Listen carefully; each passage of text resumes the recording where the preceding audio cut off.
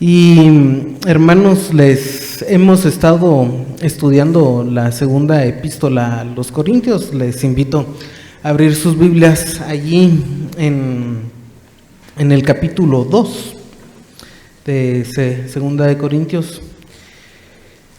En el capítulo 1 recordaremos que nos da una introducción. El contexto que tenemos de Pablo es de que hay problemas en la iglesia de Corintio y son problemas muy graves, que es lo que les escribe para que cambien esa actitud y malas prácticas en la primera carta. Pero aún con esos problemas muchos no se arrepintieron y en vez de arrepentirse y cambiar para bien, lo que están haciendo es cuestionar la autoridad de Pablo. Un grupo de personas en la iglesia estaban cuestionando la autoridad de Pablo. En parte porque Pablo les escribe en la primera carta que iba a estar con ellos por algún tiempo y es muy posible que haya llegado en una visita corta y se haya ido. Y eso a veces molestó a los hermanos por lo visto, o simplemente eran desobedientes a la autoridad de Pablo, ¿verdad? Y la cuestión es de que hay un problema con la iglesia en Corinto y aún en medio de los problemas él pide al Señor la gracia y la paz para ellos. Y ora al Señor, aún en medio de los conflictos, que el Señor les dé bendiciones. Y comienza a hablar, explica por qué no ha estado con ellos. Y una de las cosas que dice es de que él pone a Dios como testigo, que no ha querido ir para no enseñorearse de su fe, sino que colaborar para gozo, estando firmes en la fe. Y aun cuando el capítulo 2 comienza después del versículo 24, recordemos que estos números fueron añadidos después, debemos de leer la carta como un todo. Entonces sigue el tema de por qué no fue.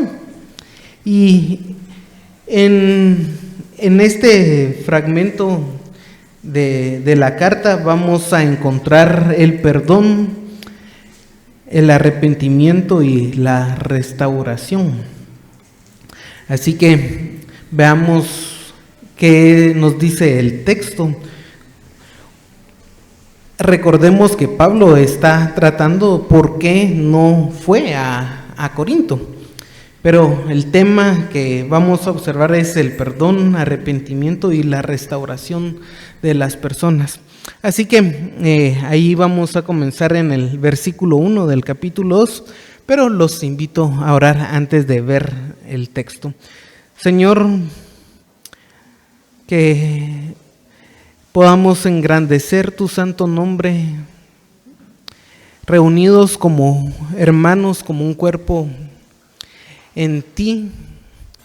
Sabemos que debemos de aceptar lo que está escrito en las Escrituras y no ponernos en un modo rebelde, Señor, sino tú nos las has dejado y debemos forjar nuestra voluntad a que se adecue a ella. Y Señor, te pedimos tu bendición para ello, que aún el mal ejemplo que tenemos con los hermanos en Corinto hace casi 2000 años, Señor, no sigamos ese ejemplo de rebeldía, sino que podamos hacer tu voluntad, observar la autoridad que tú le has delegado a Pablo y poder, Señor, ejercer en nuestras vidas lo que tú le has revelado, lo que Pablo dejó escrito siendo inspirado por el Espíritu Santo. Sabemos que nuestra naturaleza pecaminosa se opone a tu voluntad. Busca el pecado y, Señor, ayúdanos a quitar esa naturaleza y que podamos sentir el gozo de leer tu palabra. Ayúdanos a comprenderla también, Señor. Ilumínanosla y que cuando la comprendamos de verdad sea un hecho en nuestras vidas. Te pedimos esta bendición, Señor, en el nombre de Jesús. Amén. Y entonces recordemos, hermanos, que está hablando de su demora hacia Corinto. Y lo que nos dice el versículo 24 del capítulo 1 dice: no que nos enseñoremos de vuestra fe, sino que colaboramos para vuestro gozo, porque por la fe estáis firmes. Esto pues determiné para conmigo, no ir otra vez a vosotros con tristeza. Y ahí ya comienza el capítulo 2, dice: no determiné para conmigo no ir otra vez a vosotros con tristeza. Y cuando se pierde la comunión, hermanos, con los hermanos que tenemos en la iglesia, debemos de estar tristes. A veces hay personas que se dedican a pelear y eso no debe de ser, no es parte del carácter cristiano. Cuando somos un cuerpo en Cristo, si hay algún problema, debería de haber en nosotros tristeza. Y para Pablo hay una tristeza. Cuando un grupo de la iglesia no quería estar con él o no lo aceptaban, por no haber estado mucho tiempo con ellos. La reacción es bravura de la iglesia y la reacción de Pablo es tristeza por la falta de unidad en la iglesia. Por eso es importante, hermanos, que podamos sentir el gozo de la comunión con los hermanos. Y a veces la iglesia disciplina. Y esa disciplina no es yo voy a ser gozoso en disciplinar, sino en tristeza. Hay personas que cuando se disciplinan, y aquí Pablo va a hablar acerca de cuestiones con la disciplina, se gozan de disciplinar. Y es triste disciplinar, pues ya se ha fallado. Cuando observamos la disciplina no es algo para gozarnos que vamos a corregir, no. Es que hemos fallado y hay que disciplinar, es lo último. Y esto es la idea acá, no quiere ir con esa tristeza, por eso ha escrito ya las cartas para que cambien. Pero aún esa reacción de no quererle hacer caso es tristeza. Y esto mismo os escribí, para que cuando lleguen no tenga la tristeza de parte de aquellos de quienes me debería de gozar, confiando en vosotros todos, que mi gozo es el de todos vosotros. El versículo 3. Ya he escrito para corregir. Así no llega a ver que no han cambiado y sentir la tristeza que ellos no quieren cambiar, sino por el contrario, sentir el gozo en la fe. Eso es lo que él deseaba. Que al ver que a un hermano estaba desviado y cambia. Eso es gozoso. Eso es un gozo para nosotros, o debe de ser un gozo. Y él confía que su gozo, el gozarse de eso, debe ser también el gozo en la iglesia. Debemos compartir un gran gozo nosotros como cuerpo de Cristo en hacer la voluntad de Dios. Es en eso nos deberíamos de estar gozando y compartir el mismo sentimiento de gozo. A veces no nos sentimos gozosos junto con el hermano, no compartimos ese gozo de estar adorando al Señor. A veces no sentimos el gozo de poder estudiar la palabra, y aun cuando las escrituras, hermanos, sean fuertes contra nuestra naturaleza pecaminosa, cuando llegamos a la escritura y miramos que hemos fallado y nos entristecemos, pero cambiamos, eso debería de ser un gozo para todos nosotros.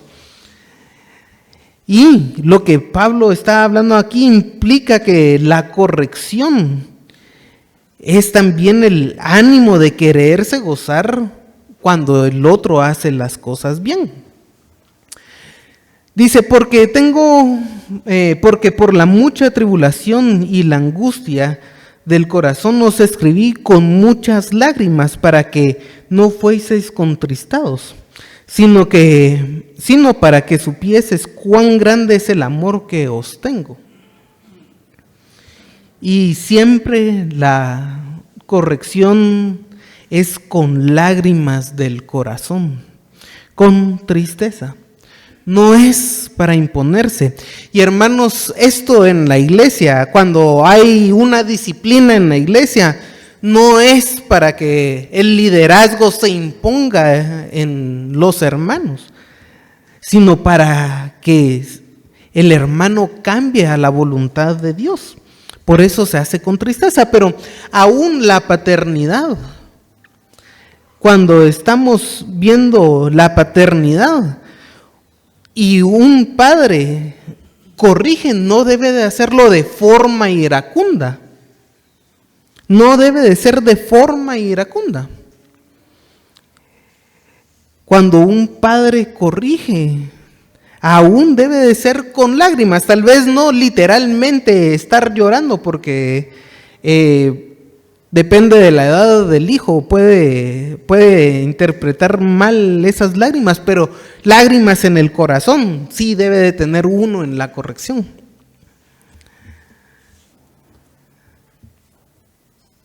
Y las correcciones que nos brinda Pablo son ahí con lágrimas. Cuando uno corrige, hermano, debe de doler, pero lo hace sabiendo que es por el bien de la otra persona. Eso es lo que tenemos aquí con Pablo.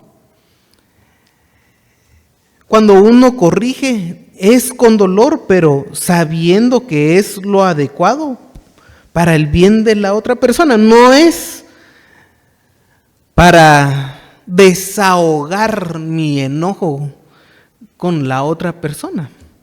Es por su bien. Y por eso es de que hay que hacerlo. Por el amor. Recuerden que el padre que ama, corrige. El que aborrece, detiene la vara. Pero no es que yo me voy a gozar en cinchasear a un niño, no. Yo me voy a gozar en disciplinar a un hermano, no. Debemos de notar cómo hacemos nuestra disciplina.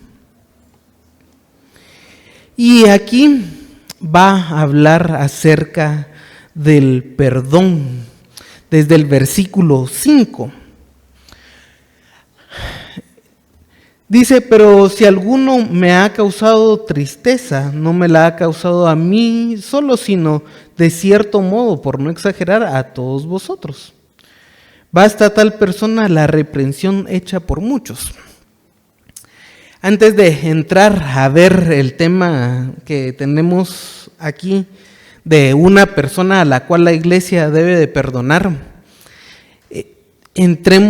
miremos generalidades del perdón.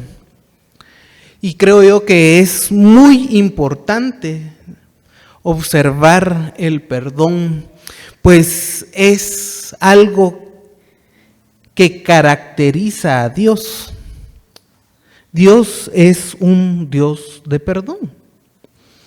Nehemías 9:17, y lo pueden apuntar o buscarlo. No quisieron oír, ni se acordaron de tus maravillas que habías hecho con ellos. Antes endurecieron su cerviz, y en su rebelión pensaron poner caudillo para volverse a su servidumbre. Hablando de Israel. No quisieron oír a Dios. Las maravillas que Dios había hecho en preservar a ese pueblo, tampoco quisieron verlo. Endurecieron su cerviz, fueron de corazón duro y se rebelaron. Pero tú eres Dios que perdonas, clemente y piadoso, tardo para la ira y grande en misericordia, porque no los abandonaste. Aún con la rebeldía de Israel, hermanos, con ese endurecimiento de corazón de la cerviz, la necedad del pueblo de Israel, Dios es un Dios que perdona, clemente, piadoso, tardo para la ira y grande en misericordia. Y esto que es tardo para la ira, hermanos, a veces decimos, Dios ni se va a enojar. ¿Recuerdan ahí en Sofonías que teníamos algunos comerciantes y dirigentes del pueblo de Israel que decían, Dios no se mete con nosotros? Como es tardo para la ira, y no miraban la ira de Dios, decían, Él no le importa qué hagamos, porque es tardo para la ira y grande en misericordia, porque da la oportunidad de arrepentirse. Aún, hermanos, cuando nosotros somos pecadores, que no merecemos perdón de Dios, ¿o ha hecho usted algún mérito para decir, Señor, aquí tengo yo esto, me debes el perdón? Si ha hecho algo, no es perdón. El Señor le debe a usted, pero resulta que nadie puede hacer nada para que Dios le deba algo a usted. Dios es un Dios de perdón. Y aun cuando nosotros no merecemos, si nos arrepentimos, Él nos perdona. Y debemos de entender que si nos arrepentimos, Él nos va a perdonar. Es clave, hermanos, el deseo de arrepentirse. Vamos a pedir perdón si no nos arrepentimos de las cosas. Si nos sentimos orgullosos de nuestro pecado, ¿vamos a pedir perdón? No. Pero si nos arrepentimos de corazón, Él es un Dios de perdón. Esto es muy importante porque ahora en nuestro mundo el perdón no se ve como una virtud, sino se ve como una debilidad. Las personas se han vuelto tan egoístas que solo quieren, si ellos cometen un error, ser perdonados, pero jamás perdonar. Y un cristiano, hermanos, a veces se deja llevar por esa idea de la fuerza, que todo se hace con fuerza. Cuando miramos eso y creen que el perdón es una debilidad, muchos cristianos ya no perdonan. ¿Y qué es lo que conlleva la falta de perdón? La falta de perdón produce amargura, produce ira, vergüenza, odio.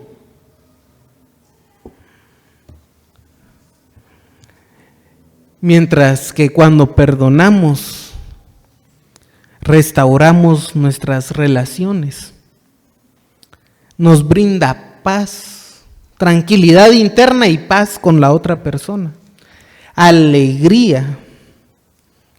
Son beneficios que trae el perdón, pues es parte del carácter divino. Pero no nos gusta perdonar porque tenemos una naturaleza pecaminosa y no nos gusta perdonar. Nunca es difícil perdonar. Cuando hay una ofensa de alguien, por ejemplo, cuando David estuvo con Betsabé, va y escribe el Salmo 51 y no dice: contra Urías he pecado, contra Betsabé he pecado. David no dice así. Y eso que mandó a asesinar básicamente al esposo de Betsabé. Contra ti solo he pecado y he hecho lo malo delante de tus ojos. Aun cuando nosotros podamos ofender a nuestros hermanos, a nuestros familiares, la ofensa en efecto es contra ellos, pero al final a quien ofendemos es a Dios. Por eso es importante recordar en Levítico, hermanos, que hay un sacrificio que se presenta a Dios, porque es una ofensa contra Dios, y hay que reponer o pagar al hermano también. Lo interesante es de que el Señor sí perdona esas ofensas. Entonces, ¿por qué nosotros no perdonamos a esos que nos ofenden? Bueno, hemos hablado algo acerca del perdón para entrar a lo que nos dice Pablo aquí. Pero si alguno me ha causado tristeza, no me la ha causado solo a mí, sino en cierto modo, por no exagerar, a todos vosotros. Y hay una ofensa acá. La realidad es de que quién es el ofensor no está muy claro. Aquí no dice tal persona ha sido el ofensor. Los hermanos sabían de quién se está hablando. Hay personas que creen que es un opositor de Pablo. Y la realidad, esa postura tiene la desventaja que toda la carta es en defensa del ministerio de Pablo, porque no solo había uno, sino varias personas que estaban en oposición a Pablo. Otros piensan que la persona que está aquí es aquel que se escribe en la primera carta, en el capítulo 5, que Pablo en la primera carta y en el capítulo 5 ordena la excomunión de esta persona. Y posiblemente lo que pasó, según algunos, es de que él ya se arrepintió y quiere regresar a la iglesia, pero como lo habían excomulgado, entonces no lo quieren perdonar.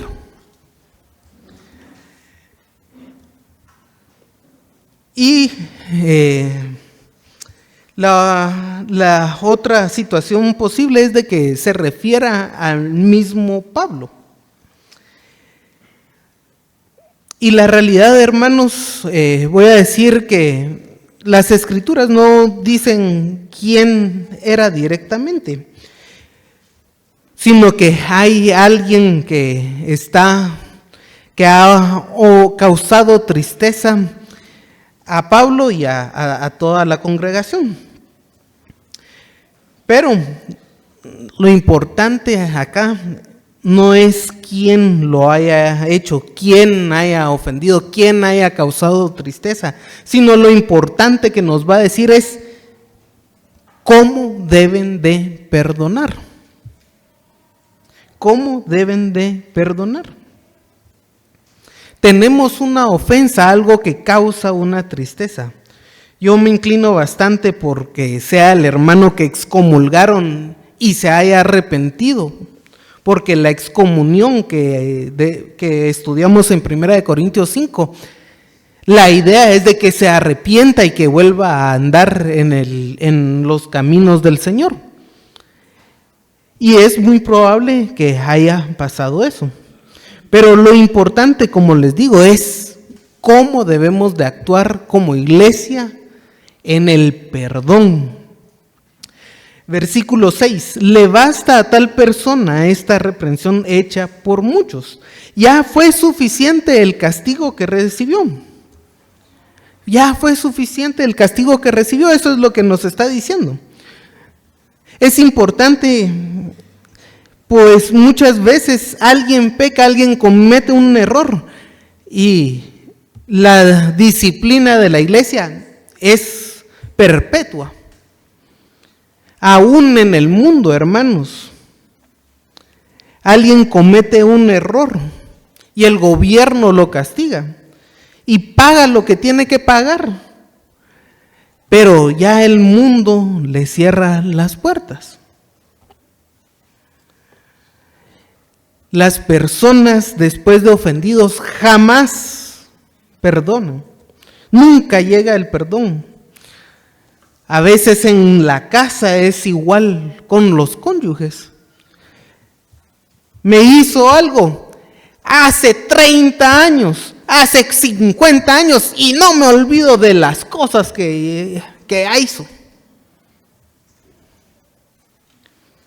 ¿Por qué no perdonamos?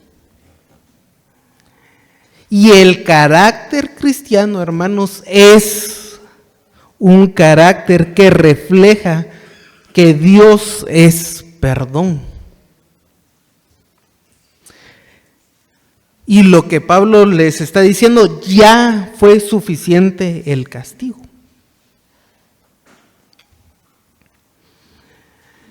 Así que, al contrario, vosotros más bien debéis perdonarle y consolarle para que no sea consumido de demasiada tristeza. El versículo 7, veamos que una de las cosas que caracteriza el arrepentimiento es ser consumido de demasiada tristeza. Ese signo de arrepentimiento no es una tristeza fingida. Y es importante, porque si no se arrepienten, entonces, ¿qué vamos a andar perdonando?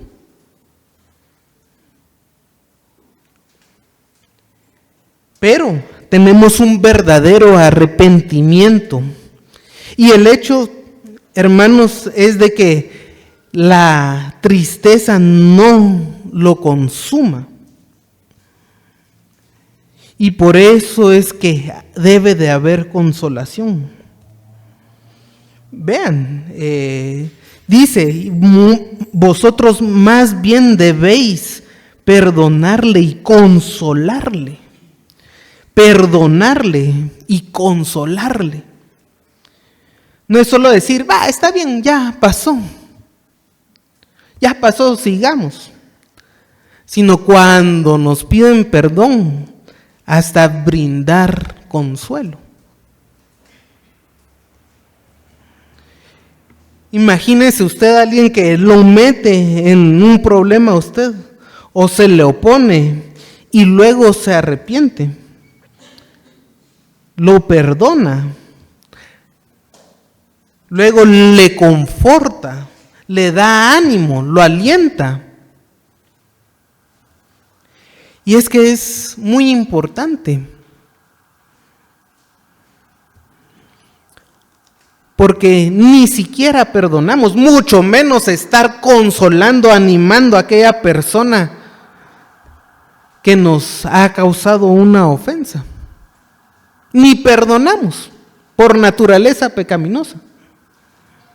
Mucho menos consolar, dar ánimo, alentar a esa persona. Pero lo que nos dice Pablo es, hay que perdonar y consolar, confortar a esa persona.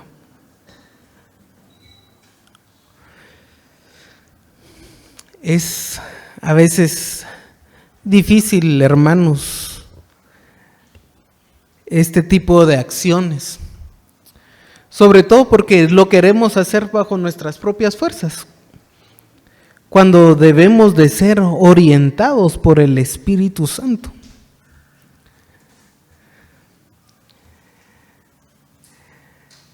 Versículo 8, por lo cual os ruego que confirméis el amor para con Él. Dice, perdonar, consolar, confirmar el amor. Cumplan el amor con ese hermano.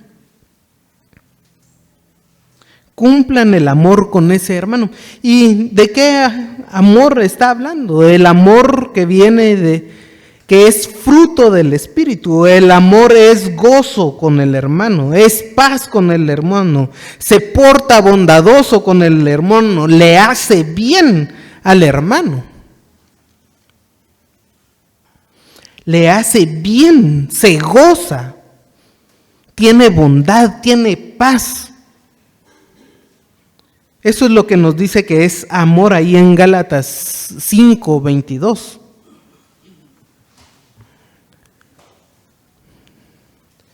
El amor no es arrogante, no es indecoroso, no busca lo suyo, no lleva cuenta de las cosas malas.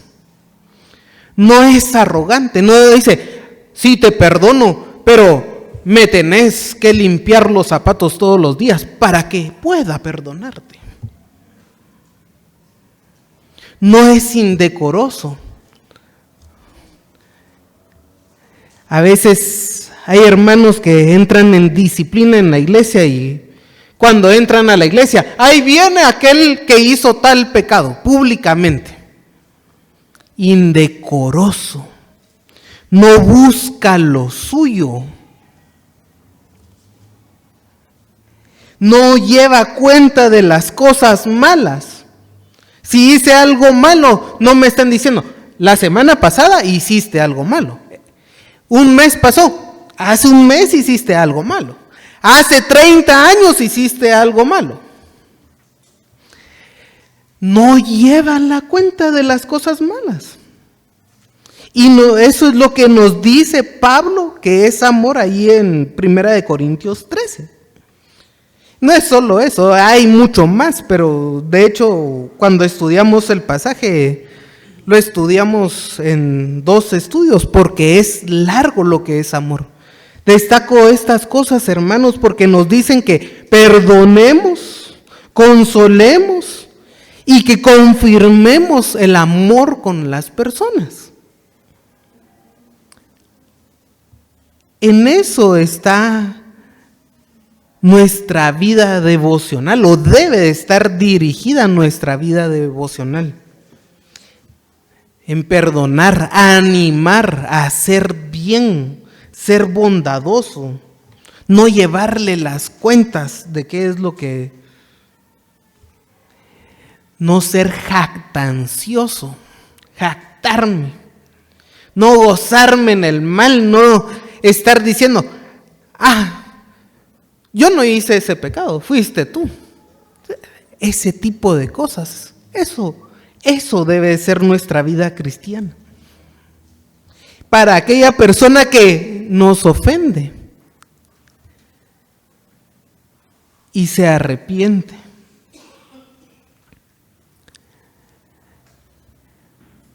A eso se lleva el perdón.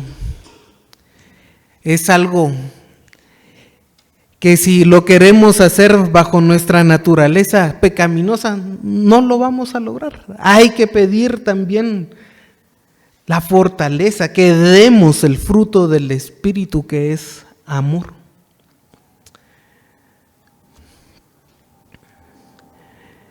Y nos dice Pablo, porque también para este fin os escribí, versículo 9, para tener la prueba de si vosotros sois obedientes en todo. Y una de las cosas es de que el perdón, hermanos, muestra mucho la madurez cristiana. El perdón muestra mucho la madurez cristiana. Donde el perdón para el mundo es una debilidad, para nosotros debe de ser una fortaleza, parte de nuestra madurez. Y la realidad es de que si ellos iban a ser obedientes a Pablo en perdonar, probablemente habían comprendido lo que Pablo les ha estado escribiendo. Y por eso aceptar la autoridad de Pablo. Les pone algo difícil como lo puede ser el perdón para observar su obediencia. Y al que vosotros perdonáis, yo también, porque yo también lo he perdonado.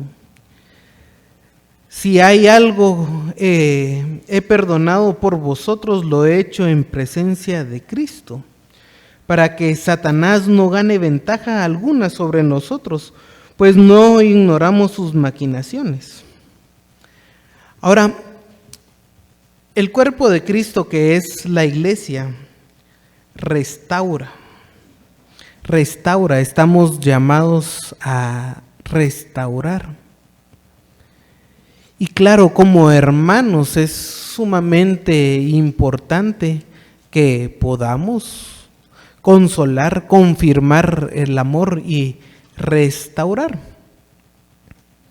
Es algo que se hace en la iglesia y que creo yo que es aplicable en la casa también. La idea es de que al restaurar, Satanás no gane ventaja en la tristeza.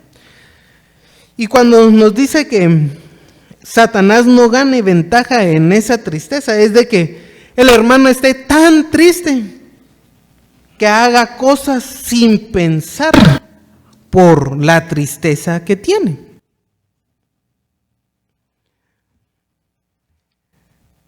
Si hay disciplina en la iglesia, ay, como me disciplinaron en la iglesia, mejor ya no voy a la iglesia.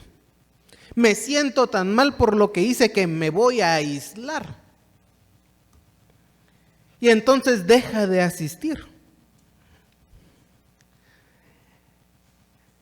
Con los hijos le fallé a mi papá tanto que mejor ya ni lo voy a ver.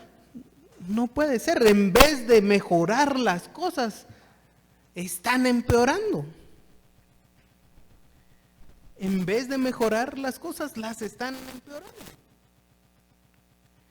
Y en eso que se hacen cosas, a veces, muy frecuentemente el enojo es más fácil para eso, porque una persona iracunda toma las decisiones sin pensarlo y es mucho más famoso, pero una persona triste también puede tomar malas decisiones. Yo creo que, por dar un ejemplo, a veces en los cementerios, cuando uno está triste por la pérdida de una persona, llegan los vendedores a venderles con precios altos hasta el cementerio para los perros. Y como están tristes, tienen esa esa capacidad de vender y que la persona tome una mala decisión. Y no compare, por ejemplo, precios, sino que se sienta en la emoción y diga, sí, voy a tomar tal cosa, tal vez ni la pueda pagar, pero lo voy a hacer. Eso es un ejemplo de las cosas que nos pasan cuando la tristeza, hacemos algo por tristeza y Satanás se aprovecha de ese tipo de cosas. Así que no hay que ignorar también que la intención de Satanás es siempre hacernos caer. Y si se puede aprovechar de la tristeza, lo hace. Si se puede aprovechar del enojo, lo hace.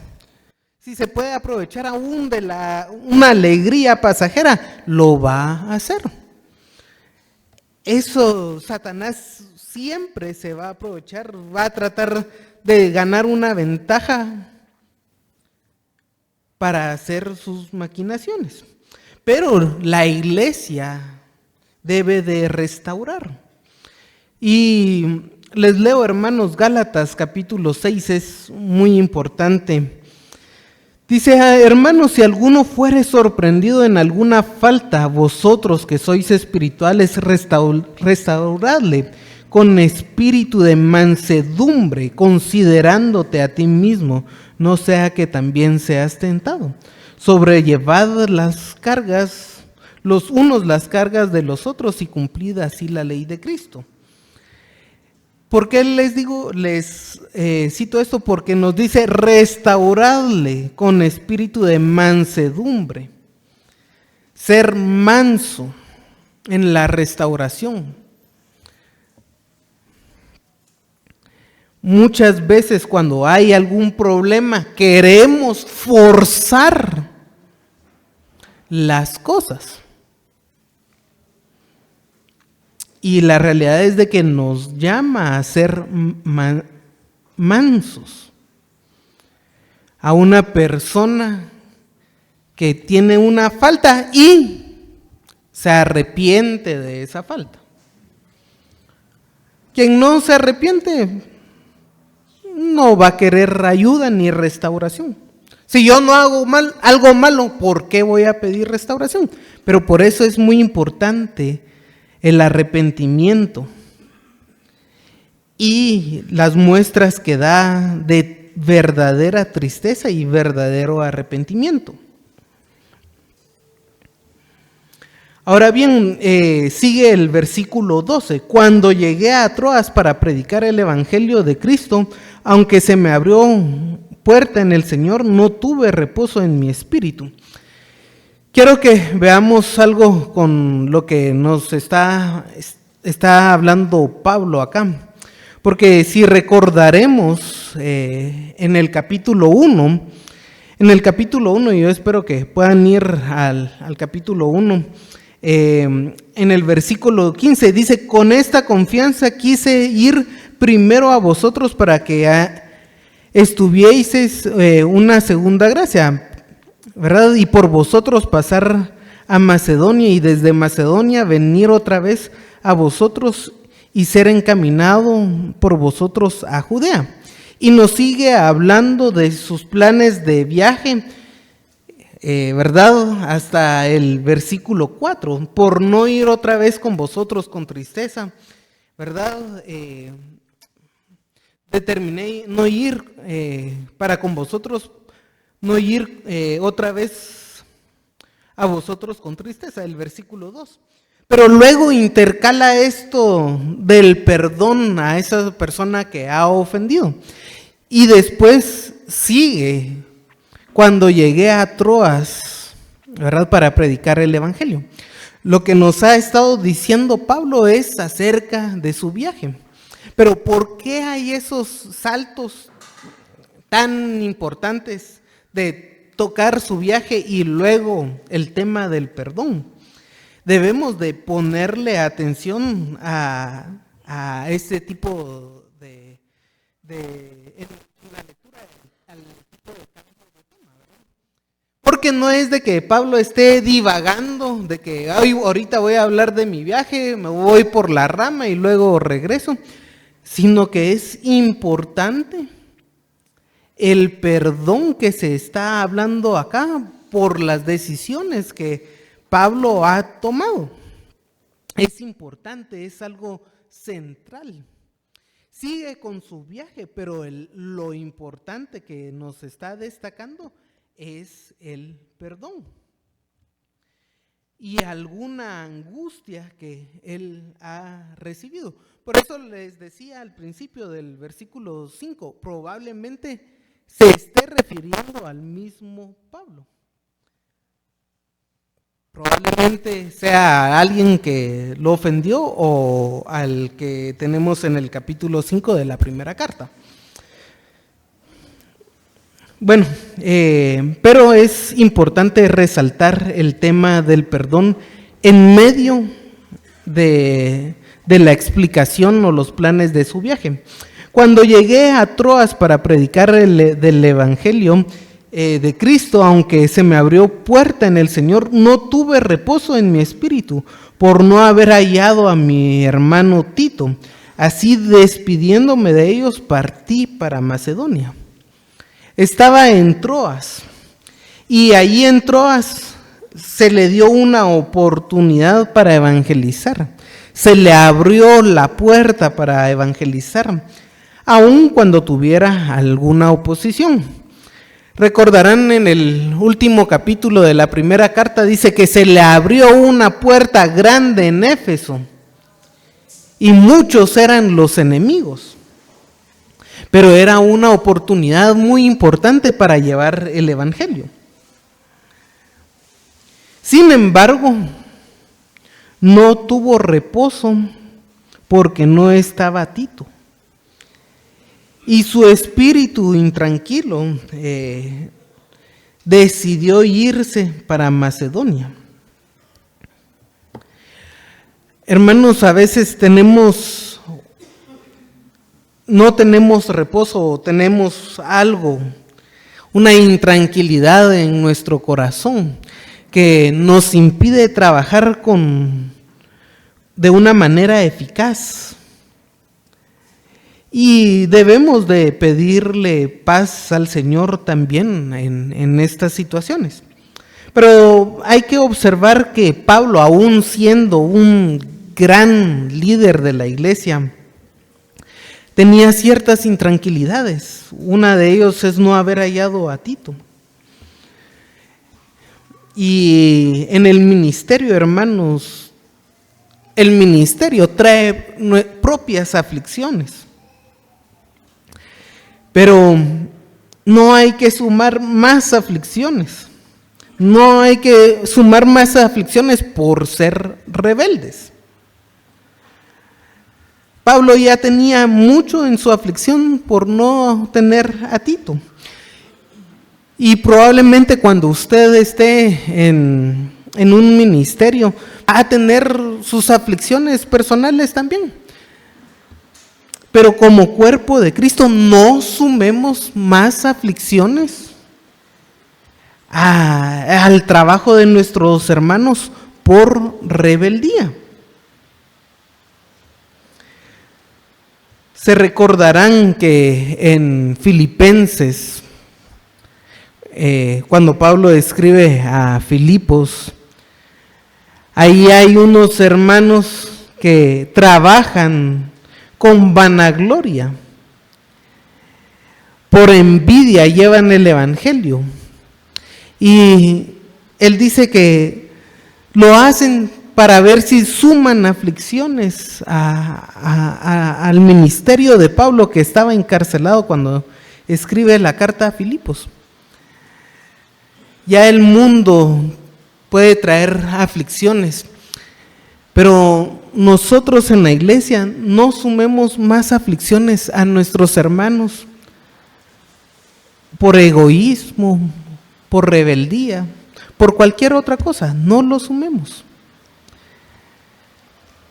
Debemos de gozarnos y fortalecernos unos a otros en las aflicciones que ya podemos tener.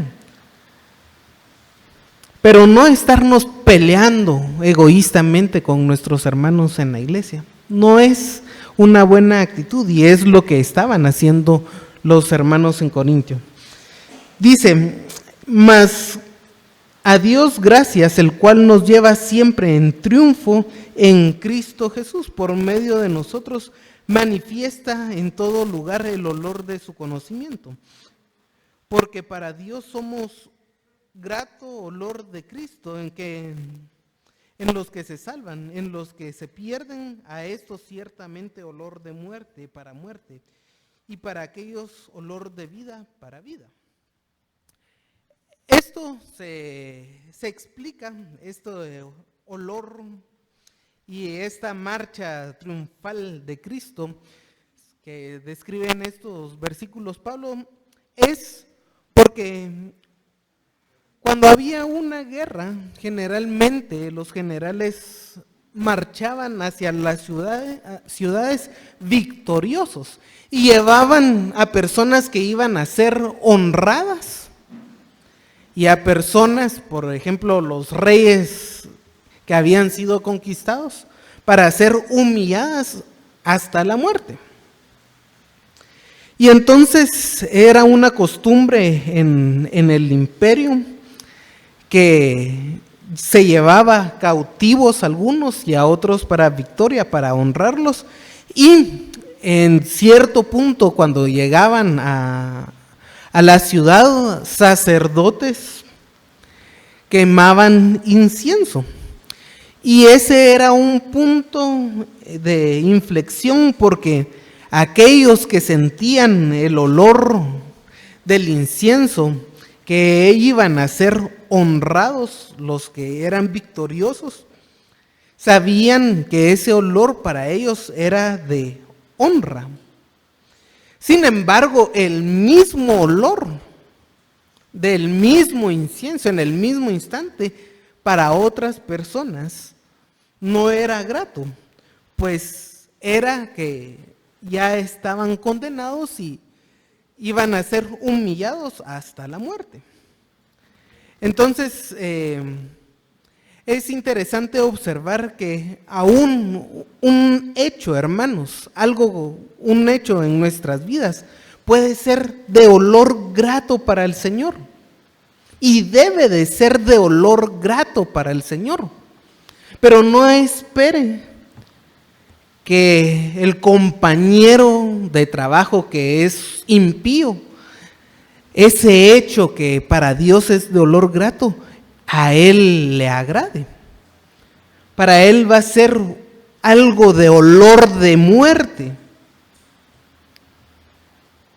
Y por eso muchas veces es difícil entablar relaciones, pues cuando alabamos al Señor, las personas muchas veces nos ven mal cuando son impías. Algo que es para alabanza para el Señor puede ser ofensivo para otra persona. Así que lo que nos debe de importar es justamente ser ese olor grato y darle gracias al Señor por la victoria que nos lleva en Cristo Jesús. Dice, y para estas, siempre el versículo 16, y para estas cosas, ¿quién es suficiente? Pues no somos como muchos que medran falsificando la palabra de Dios, sino que con sinceridad, como parte de Dios y delante de Dios, hablamos en Cristo.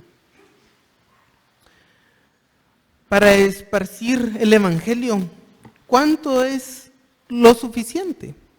Dice, ¿cuánto es lo grande? Para esparcir el Evangelio, ¿quién es suficiente? ¿Quién es tan grande?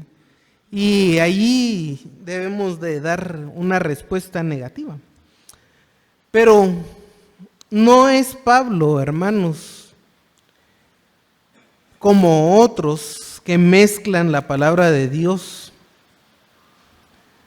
falsificando la palabra de Dios. Personas que en la actualidad vemos a predicadores que cuentan chistes y leen un versículo y de ahí 9 minutos de chistes y un versículo otra vez y más chistes, fábulas, imitaciones. Y la gente lo pasa bien en las iglesias porque están oyendo a alguien que está haciendo comedia con un chiste intercalado. Así medran falsificando la palabra de Dios. Y no debemos de ser así. Debemos de ser fieles, ser sinceros. Y les recuerdo esta palabra sinceridad. Es ser examinado al sol. Les recuerdo, pues lo estudiamos creo que en nuestra sesión anterior, que cuando se quebraban las vasijas y las pegaban, ya no tenían la misma utilidad. Y la forma en que miraban si estaban quebradas o no, era ponerlas al sol. Si miraban la rajadura contra el sol, entonces sabían que se habían quebrado y las habían pegado. Y Pablo dice, aún soy expuesto con sinceridad como expuesto al sol. Me pueden examinar que soy de parte de Dios y delante de Dios. Hablamos en Cristo. De parte, desde Dios y enfrente de Dios, hablamos en Cristo. Así que Dios es la garantía que tienen los corintios de que Pablo no es un falso maestro. Es con la sinceridad. Este pasaje, hermanos, que nos habla bastante Pablo acerca de su viaje, pero nos da mucho énfasis en el perdón que debemos de tener. Recordar que debemos de perdonar, consolar aún a quien nos ha ofendido, confirmar el amor de Dios. Hay que recordar que es el amor de Dios, no el amor mundano. Y eso puede ser un gran reto para la vida cristiana. Puede ser un gran reto para la vida cristiana. Sin embargo, debemos de ser obedientes y hacer las cosas en el Espíritu.